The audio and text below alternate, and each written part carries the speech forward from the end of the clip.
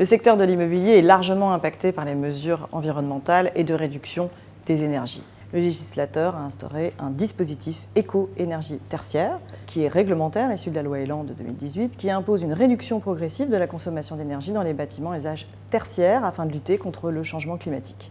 Alors Eléa, est-ce que tu peux nous expliquer quels sont les acteurs qui sont concernés par ce dispositif ? Oui, tous les acteurs du secteur tertiaire, c'est-à-dire ceux qui ne relèvent ni du secteur primaire, les matières premières, ni du secteur secondaire, c'est-à-dire l'industrie, dès lors qu'ils sont propriétaires ou preneurs à bail d'un local d'une surface de plancher supérieure ou égale à 1000 m². Et ce pour une bonne raison. L'immobilier tertiaire représente environ 15% des consommations d'énergie françaises et 10% des émissions de gaz à effet de serre. D'où la nécessité de prévoir des obligations contraignantes pour les acteurs du secteur. Elles sont au nombre de 3. La première, c'est la réduction obligatoire d'ici 2030 dans un premier temps, puis viendront d'autres échéances à 2040 et 2050 du niveau de consommation d'énergie pour atteindre les objectifs qui sont fixés par ce dispositif. Un objectif de réduction exprimé soit en valeur absolue, soit en valeur relative. En valeur absolue, par rapport à des catégories de bâtiments, on attend un second arrêté à ce sujet. Soit en valeur relative, c'est-à-dire en pourcentage de réduction du niveau de consommation d'énergie, 30, 40 ou 50% par rapport à une année de référence choisie qui ne peut être inférieure à 2010. Tout à fait. Et les deux autres obligations sont les suivantes.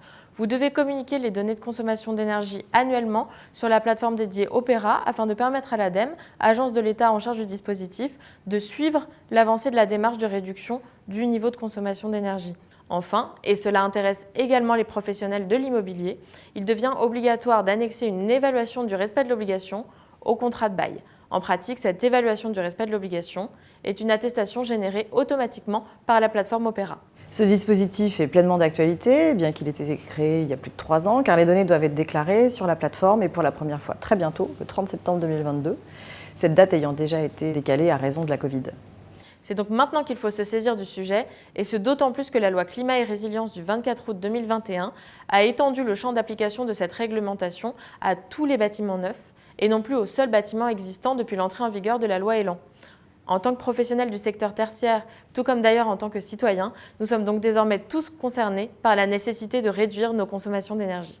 Donc aujourd'hui, et comme jamais, Green is the new black.